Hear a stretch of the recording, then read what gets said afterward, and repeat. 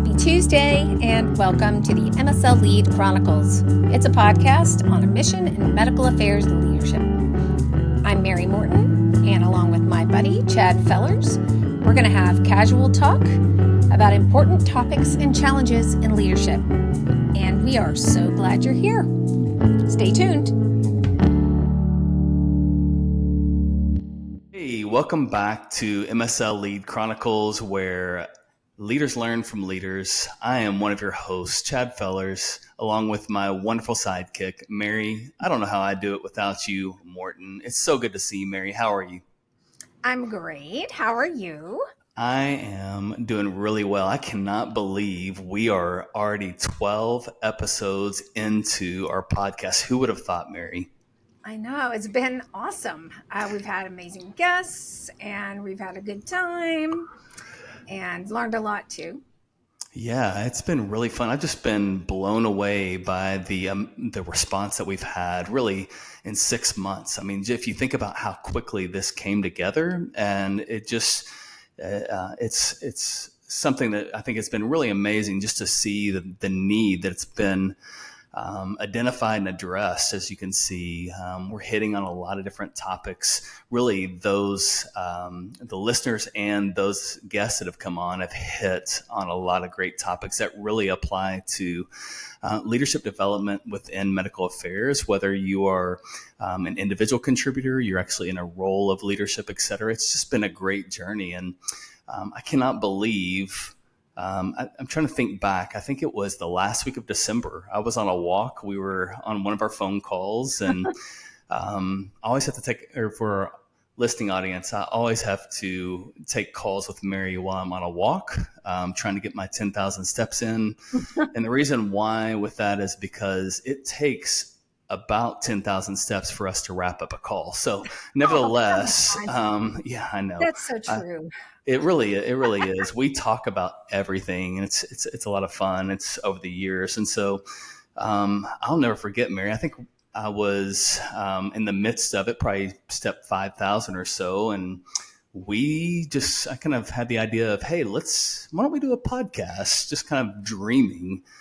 And Mary, I'll never forget your response. She's like, we're on it. And then the next thing I know, later on that day, you send me Amazon link for a microphone and all these types of things. And then literally we posted that we were going to do this less than a week following. And here we are now.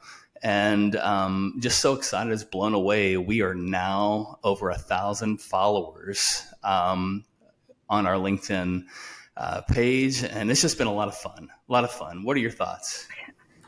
I can't believe the growth already and the interest. And, I want to say, which I guess you've kind of already said, thank you so much to everybody who listens and calls me and calls Chad, messages us and says, I have an idea.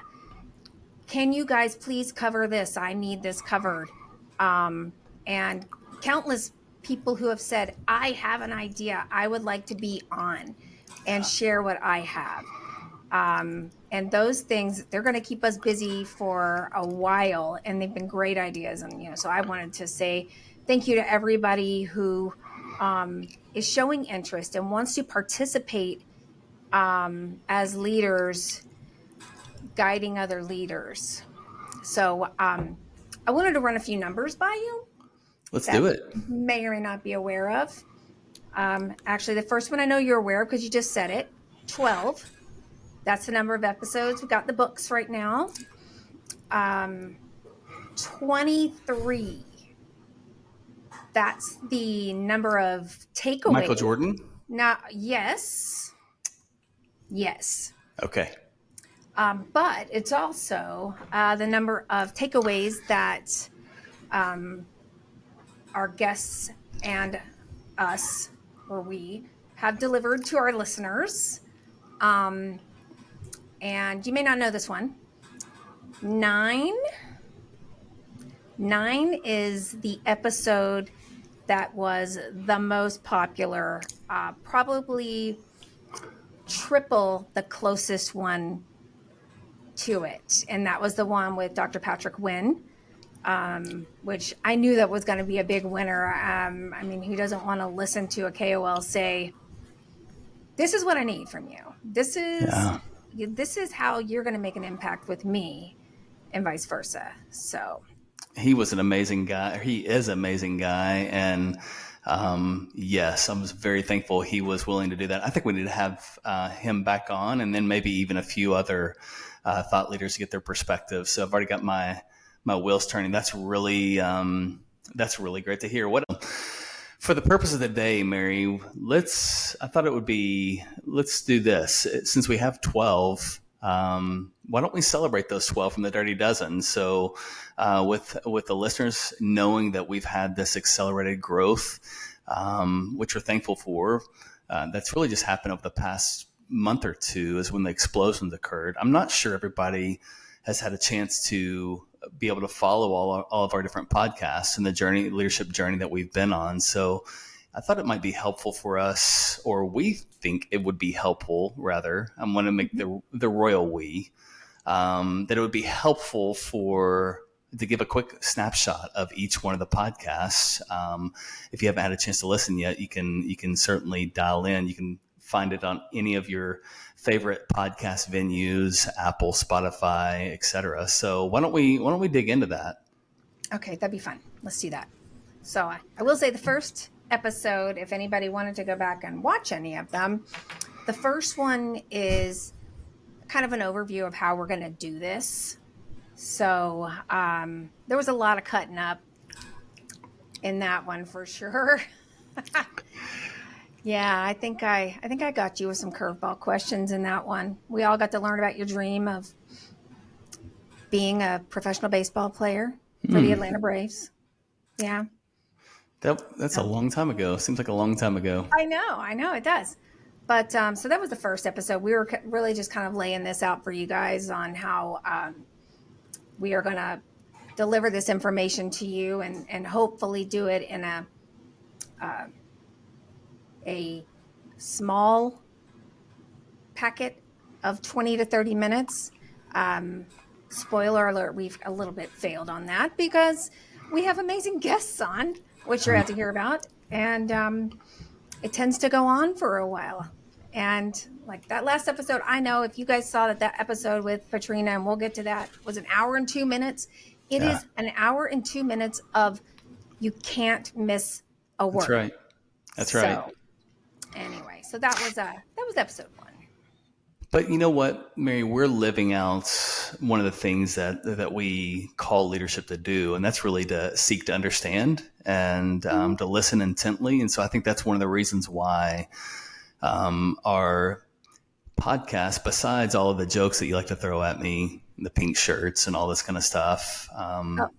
Are you wearing a pink shirt today? I did. It was in celebration of the 12th episode review, as well as the 1,000 listeners that we have. But nevertheless, besides all of the rants, the self-deprecation, etc., I mean, we like to follow up and listen to better understand the answers that are given, and because we really know that helps us understand what drives behavior. So that's one of the things I think is really unique. We don't just go on to the next question. We will stop and dig in. So I'm not going to apologize for the length of our podcast. I think they've been very, very good. Very good. So with that, let's try to keep this somewhat on track. So let's see. Episode 2, what was that about? Okay, so episode 2 was making that transition from an individual contributor to a people leader, which I don't know anybody that would say it's easy. No. There are a lot of challenges that come in the way. But what do you think was probably one of the biggest things that we shared in that episode? Yeah, I really think, to your point, it's hard to have it all figured out at the very beginning. It's a learn as you go. But I think if we can really keep one thing in mind is who is the number one customer. So when you think about being an individual contributor, it's specifically from the field. You're thinking about your external KOLs as being your priority with that. When you switch and make the transition to a leadership role, that flips to your team becomes your number one KOL, or your KOLs, if you will. So keeping that in mind, I think really will help set people up for success with that. Yeah. Yeah.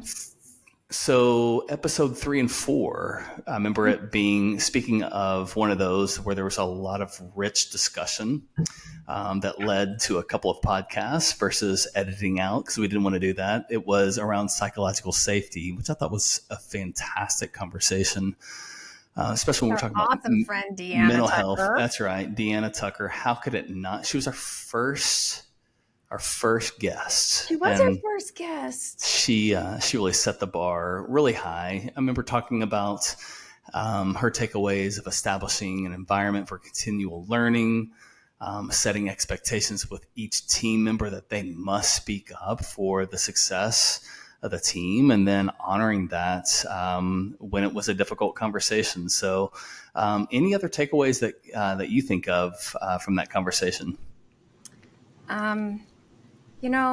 There was a lot, and I was actually just now thinking back through a lot of the scenarios we kind of talked through,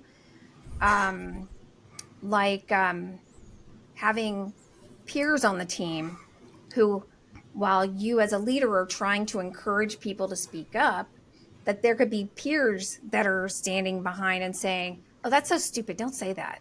Or, don't speak up again. Your ideas are dumb. That's just soul crushing. That you could have coworkers that would do that to you. And I think that makes being a people leader tough too, because while you're trying to encourage somebody to share and give, and you've got this other guy over there, that's just hard. And I'm sure it happens all the time. I mean, I've seen it happen in my own world. It does. I think many times our actions are often, our beliefs are formed rather by the actions seen of others. And so in that particular example, could be the experiences of the past have really kind of helped shape that. So that's certainly a struggle or a challenge that we face, as you know, leading a team yourself. Sometimes we have to really kind of take some time and dig in and see what's driving that behavior, and then offer some loving correction and prove that it is a safe space with that individual. So that was a great conversation as well too. Yeah, that's a good one. And I highly recommend everybody go back and listen to both of those episodes, because I mean, that's hard to summarize in 2 minutes. Yep. All the wonderful goodness that was in that one. Yeah. Tell us about episode 5. What was that? Okay. So that actually kind of blended right in with that. So episode 5 is that was just you and me. That one. We were talking about how to build a collaborative team when you don't work physically together. You're working through that dynamic of being remote, and how do you create partnerships and bonds? I think it's an important conversation for all of us to think about, because remote work is not going away, especially for those that lead field teams. I think it's being intentional with our time. I think it's setting up things to have fun. I think it's creating a sense of ownership and being smart about new projects that come up. How can you really put people together, whether they're strong workers together, maybe they haven't learned one another yet, and it's a growth opportunity as well too. So it's just being intentional with that, being intentional with carving out time for fun, and then celebrating the successes. So just a few of the ways that we've worked really hard, or in my experience from the teams that have been really successful, there's a lot of intentionality with the things that we do during our time to really kind of bring solidarity to remote teams. So it's definitely a great conversation as well too. Then we moved on to the next episode with Carol Heggie on how to hire the right person when we're thinking about these field teams in remote locations. Now that we're also moving to virtual technology where we're interviewing that instead of in person all the time. So tell us a little bit about that episode. One of your big takeaways from that. First of all, I love Carol. I think I said it. I mean, how could you not? Um, so there were a number of takeaways here. I mean, a lot of it was being intentional and being organized in the process.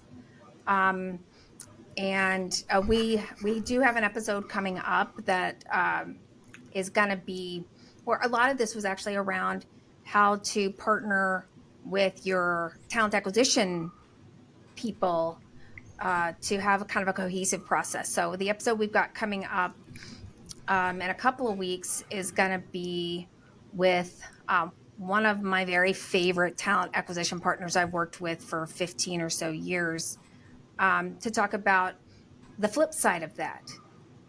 But I think my thing I was really just blown away by is her proposition of not using a presentation, a compulsory presentation as a part of the process, when we don't really, y'all don't really give presentations anymore as a general rule in the job, and instead doing something that's like a mock KOL interaction. So I would love to see if that becomes a thing. I'm already trying to think of you. You stole the words out of my mouth, Mary. I'm already thinking about ways of. No, you're good. I love that we're aligned. Shocker.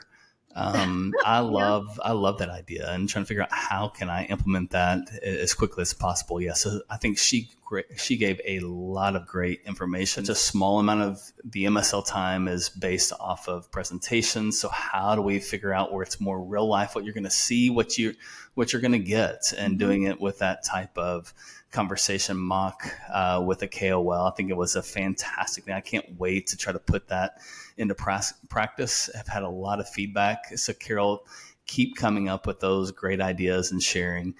By the way, Mary, you're getting much better at this whole podcasting thing too. You were name dropping and kind of teasing some upcoming episodes in the midst of a review of our past 12. So really great job. I'm impressed. Yeah. So we went from that to Moneyball. Mm-hmm. So I got to be honest with you, Mary. We have so much great comments and commentary and feedback from the listeners. I will say this is not this episode. She loved the conversation. This is an avid listener. I would even call her a groupie in ways too. She comments, you know who you are out there, comments on all of our episodes. One of the things that she says is, y'all need to stay away from sports. You're not sports talk. You don't, sometimes it doesn't seem like you know the information that you're talking about, trying to make analogies. But then she said Moneyball was fantastic. She could definitely see the application. So why don't you give us a quick review of that? Well, first of all, I am a sports fanatic. I'm actually wearing the shirt of my favorite F1 driver, Carlos Sainz. And I watched 24 hours of Le Mans this weekend. Le Mans? Oh. It's a big race, and it's 24 hours, 3 drivers. And it was amazing. I mean, there are 3 drivers on the team, so they each drive 8 hours each. But the commentators were on the entire 24 hours. And I have to tell you, by the end, they were talking nonsense. Well, for 24 hours. Is racing really a sport? Anyway, nevertheless, why don't we talk about Moneyball? We'll come back to sports maybe on another episode in honor of the person not named that gave that feedback. Go ahead. Okay, so Moneyball was a little bit of a different way to look at KPIs, and why do we measure this, and what do we do with it, and how does it really impact what we're trying to measure? I mean, we measure things for a reason, and that is to make adjustments or to figure out where our value is. And I I feel like it was a really good way to discuss, are we measuring the right thing? Does it have anything to do with what we're trying to understand about what we're doing? So That's right. That's if you right. haven't seen that podcast or listened to that podcast, it's a really good one.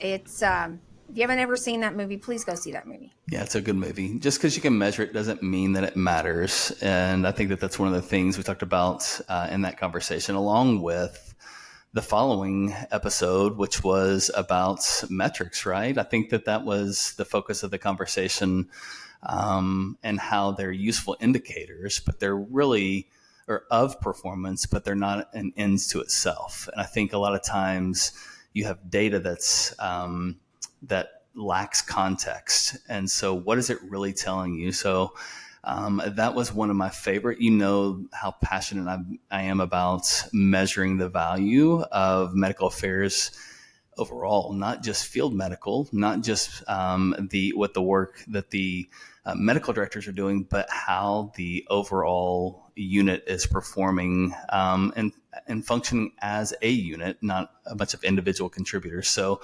great conversation, some great questions and some takeaways that came along with that. But I think one of my episodes that stand out in my mind, you already mentioned episode 9, with my old KOL, Dr. Patrick Wynn, out of the St. Louis area.